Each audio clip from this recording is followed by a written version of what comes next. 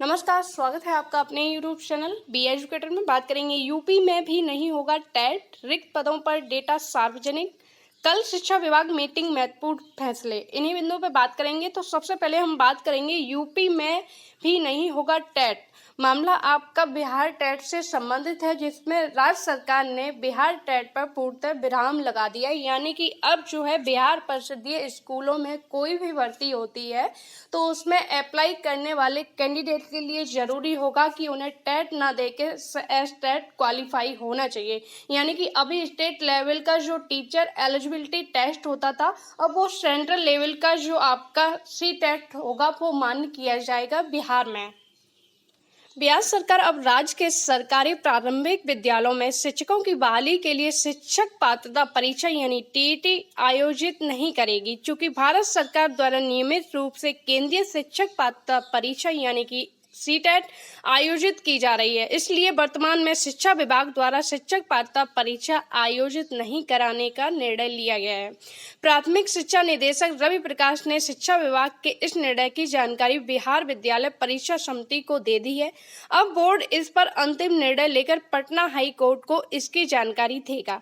गौरतलब है कि बिहार में शिक्षक पात्रता परीक्षा बिहार विद्यालय परीक्षा समिति द्वारा ली जाती है। यह याचिका की सुनवाई के क्रम में समिति द्वारा पटना उच्च न्यायालय के न्यायाधीश पारित कर बिहार विद्यालय परीक्षा समिति को टीईटी आयोजन को लेकर निर्णय करने का निर्देश दिया था। मैटर ये है कि बिहार में लंबे समय से किसी भी टेट एग्जाम का जो है आयोजन नहीं कराया गया, यानी कि टेट की परीक्षा नहीं कराई गई, जिस पर जो वहाँ के स्टूडेंट थे जो आपके उनके द्वारा न्यायालय की शरण ली गई। वहां पर याचिका डाली गई कि जब जो है राज्य सरकार टेट जब नहीं निकालेगी तो किस प्रकार हम आने वाली भर्ती में अप्लाई कर पाएंगे। राज्य सरकार को जो वहां की हाई कोर्ट थी उसने आदेश दिया कि इस पर परीक्षा आयोजित कराई जाए, जिस पर जो परीक्षा जो है बोर्ड था यानी कि जो वहां का बोर्ड है उसने साफ तौर से ये चीज क्लियर कर दी है कि जब केंद्र सरकार जो है सीटेट प्रतिवर्ष करा रही है तो इसमें जो टेट बिहार टेट है उसको कराने का कोई औचित्य नहीं है। सी टेट के अकॉर्डिंग ही जो है भर्ती इस पर कराई जाएगी। शिक्षा विभाग बिहार प्राथमिक शिक्षा निदेशालय प्रेषक रवि प्रकाश निदेशक प्राथमिक शिक्षा सेवा में सचिव बिहार विद्यालय परीक्षा समिति पटना। याचिका ... इस याचिका के जरिए जो पिटिशनर थे उनके द्वारा याचिका डाली गई थी कि जो परिषदीय विद्यालयों में वैकेंसी आने वाली है, लेकिन उससे पहले जो टीचर एलिजिबिलिटी टेस्ट होना चाहिए वो नहीं हो रहा है, जिस पर न्यायालय ने आदेश पारित किया कि राज्य सरकार टेट जो है करवाए, टेट का आयोजन करवाए, जिस पर जो राज्य सरकार है महोदय उपयुक्त विषयक प्रसंगाधीन पत्र के माध्यम से माननीय उच्च न्यायालय पटना द्वारा पारित न्यायाधीश के क्रम में प्राथमिक शिक्षक पात्रता परीक्षा आयोजित करने हेतु निर्णय की अपेक्षा की गई है। इस क्रम में अवगत कराना है कि अपर मुख्य सचिव की अध्यक्षता में शिक्षक पात्रता परीक्षा के संबंध में दिनांक 26/4/2022 को आहूत बैठक में निर्णय लिया गया कि बिहार पंचायत प्रारंभिक विद्यालय सेवा नियुक्ति, प्रोन्नति, स्थानांतरण, अनुशासनिक कार्रवाई एवं सेवा शर्त नियमावली 2020 के में किए गए प्रावधानों के तहत शिक्षक नियुक्ति के लिए निर्धारित अर्हता में केंद्र अथवा बिहार सरकार द्वारा आयोजित शिक्षक पात्रता परीक्षा यानी टेट में उत्तीर्णता प्राप्त होना शामिल है। केंद्र सरकार द्वारा प्रतिवर्ष केंद्रीय शिक्षक पात्रता परीक्षा यानी कि सीटेट आयोजित होती है। उक्त स्थिति में राज्य सरकार द्वारा शिक्षक पात्रता परीक्षा यानी कि टेट अलग से आयोजित करने की आवश्यकता महसूस नहीं हो रही है। भविष्य में विभाग द्वारा आवश्यकता आधारित शिक्षक पात्रता परीक्षा आयोजित किए जाने पर विचार कर निर्णय लिया जा सकेगा।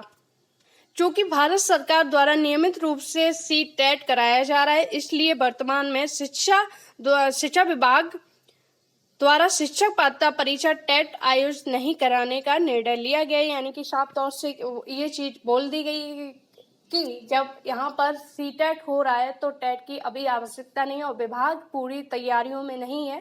भविष्य में इसको लेके अगर जो है जिस प्रकार से इसकी आवश्यकता होगी उस प्रकार से परीक्षा संपन्न करा ली जाएगी। उससे पहले जो है सी टेट के अकॉर्डिंग ही इसमें परिषदीय विद्यालयों में आवेदक आवेदन कर सकेंगे।